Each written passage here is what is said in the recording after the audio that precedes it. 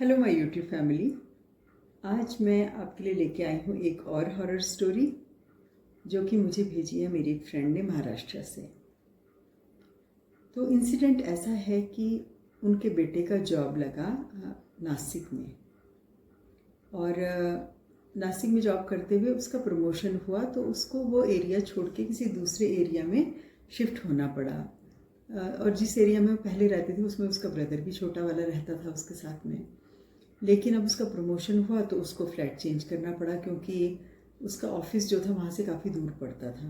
तो उसने अपने छोटे भाई से कहा कि मैं एक अलग अपार्टमेंट ले रहा हूँ, तो इस अपार्टमेंट में ही रहे, मेरा ऑफिस बहुत ज़्यादा दूर है और मेरा बहुत ट्रैवलिंग टाइम जाएगा। और मैं उसकी हॉबी भी थी टेनिस वगैरह खेलना, ये सब, कि मुझे अपनी हॉबी के लिए भी टाइम चाहिए।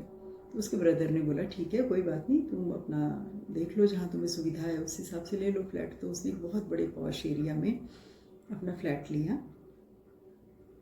और फ्लैट लेने के बाद वो बता रही है मेरी फ्रेंड कि उसने मुझे फ़ोन भी किया कि मम्मी फ्लैट बहुत अच्छा है, सब कुछ बहुत सुंदर है, पर पता नहीं क्यों कुछ अजीब सा लग रहा है, मुझे मन नहीं लग रहा है। तो उसकी मम्मी ने कहा अरे नहीं, नई नई जगह है, अभी तो भाई से अलग हुआ है, तुझे ऐसा फील हो रहा होगा, ऐसे वहम नहीं करते किसी चीज़ का, इतने लोग रह रहे हैं, बहुत अच्छी सोसाइटी है, तुझे भाई से अलग होने का दुख हो रहा है और कोई बात नहीं है। तो ठीक है, वो अपना काम में लग गया। उसको टूरिंग जॉब था उसका, तो 5-5 10-10 दिन वो घर से बाहर भी रहा करता था। तो उसको एक चीज़ बहुत अजीब लगी कि आसपास के फ्लैट्स में जो भी लोग हैं कोई बात नहीं करते उससे, मतलब हेलो हाय नमस्ते कुछ भी नहीं करते हैं। तो उसको बड़ा वियर्ड सा लगा। उसने कहा कैसे अजीब सी जगह पे आ गया हूँ मैं कि कोई किसी को विश भी नहीं करता, कोई नए पड़ोसी आए हाल भी नहीं पूछता। खैर उसने कहा मुझे क्या, अपने काम से काम रखो।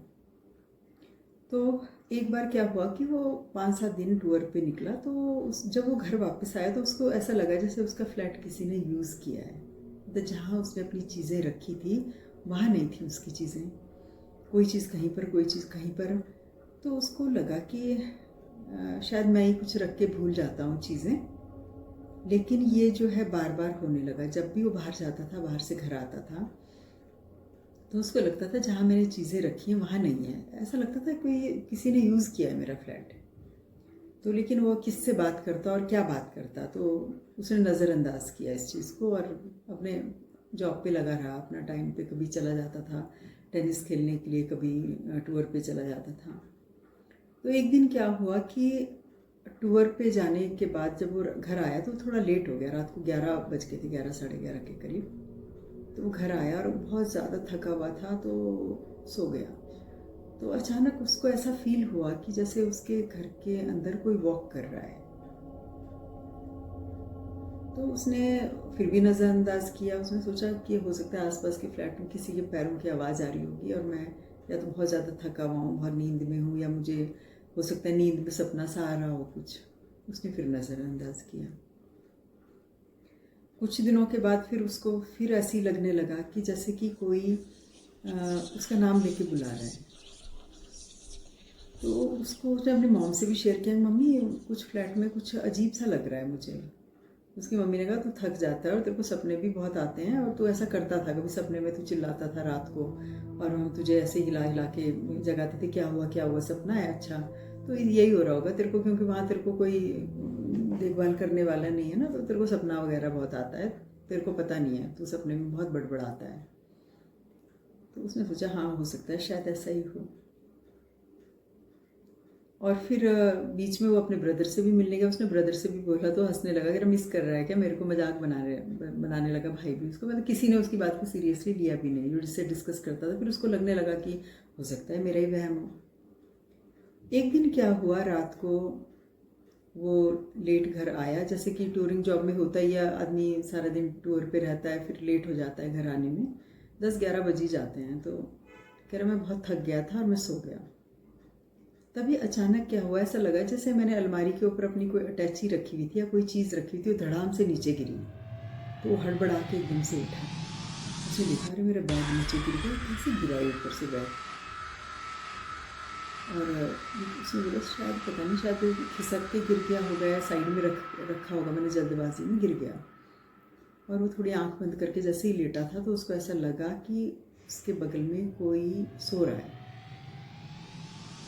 और वो कहने लगा वो इतना डर गया था कि उसने कंबल अपने सर तक खींच लिया, पूरा कंबल ब्लैंकेट, और मुंह ढक लिया। अपना हिम्मत नहीं हुई उसकी कि देखे बगल में कि क्या है, क्योंकि ऑलरेडी वो थोड़ा थोड़ा सा डर रहा था रात को।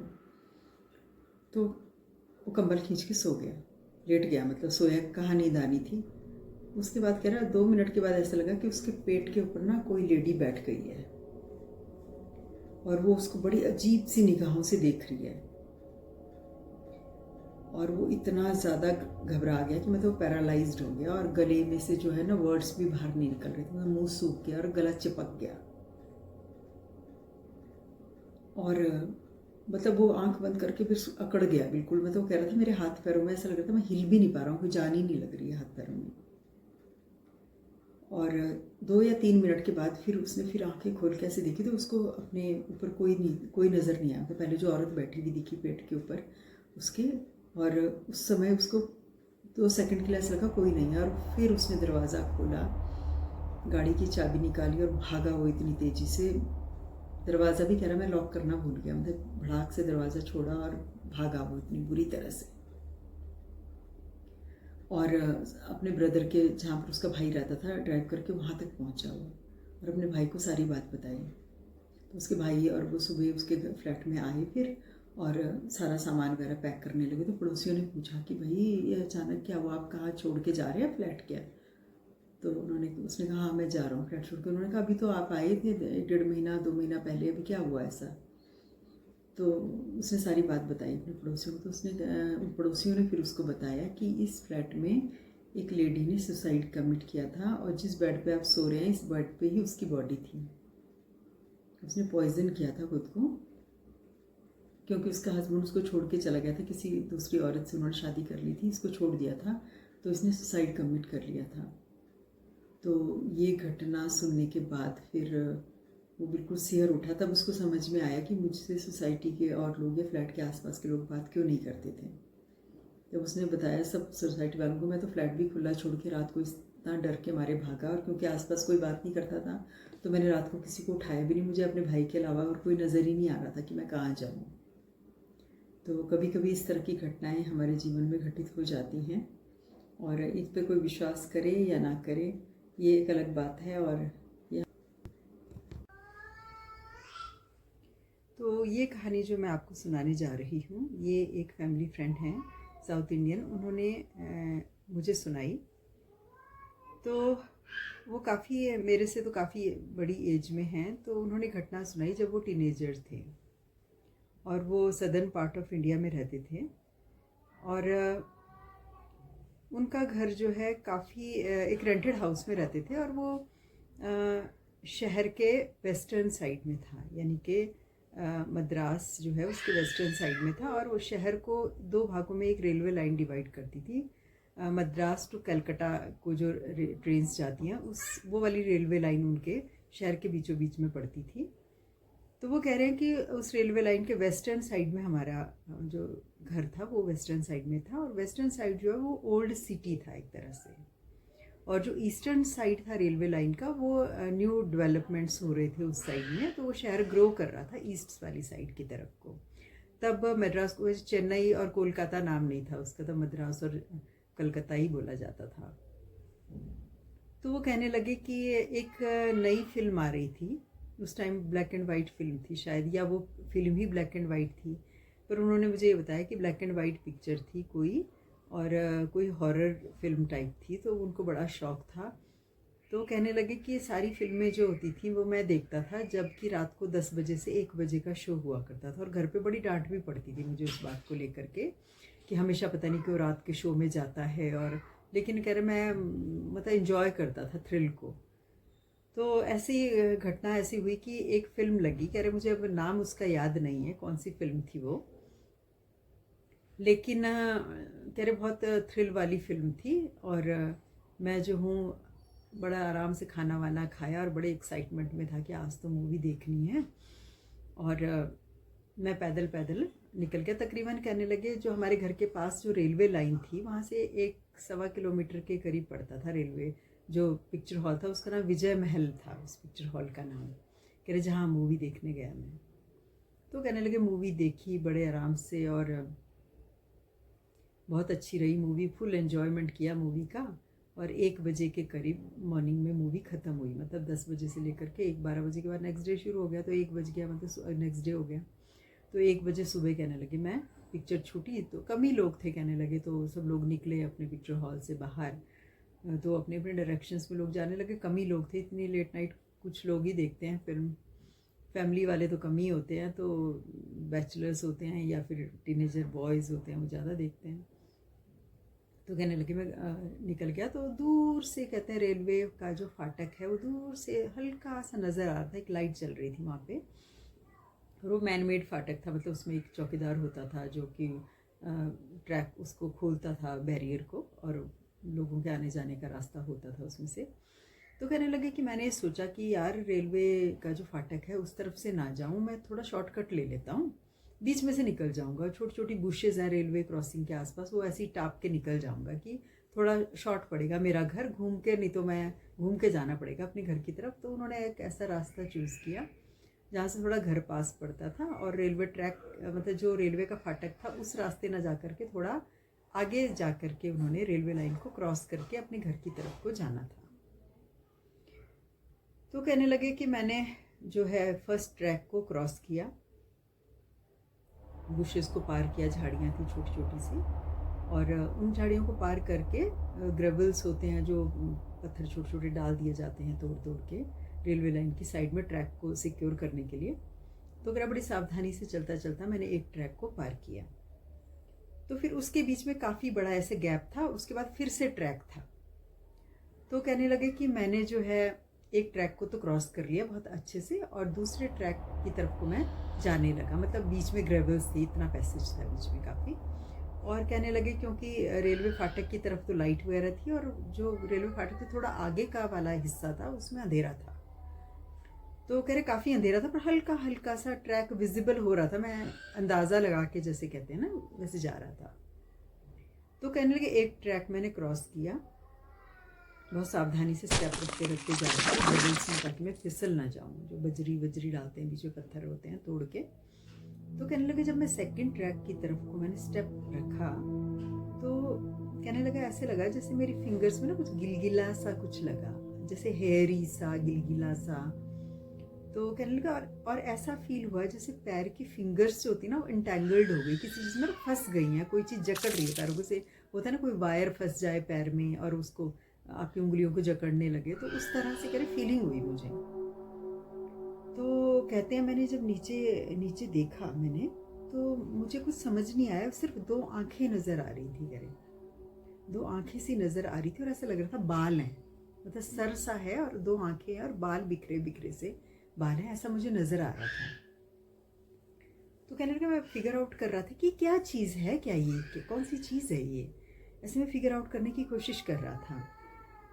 तो कहने लगे जब मैंने बहुत गौर से देखा तो एक औरत का सर था, that was a woman head, मतलब, और आई वाज फिगरिंग आउट कि इसके नीचे की बॉडी कहाँ है। तो नीचे की बॉडी नहीं थी, सर ही सर था, उसके बाल थे। और कहने लगे जैसे ही मैंने उसका सर और वो आंखें देखी, मुझे विजिबल हुआ कि समझ में आया, ब्रेन में समझा कि ये क्या चीज़ है।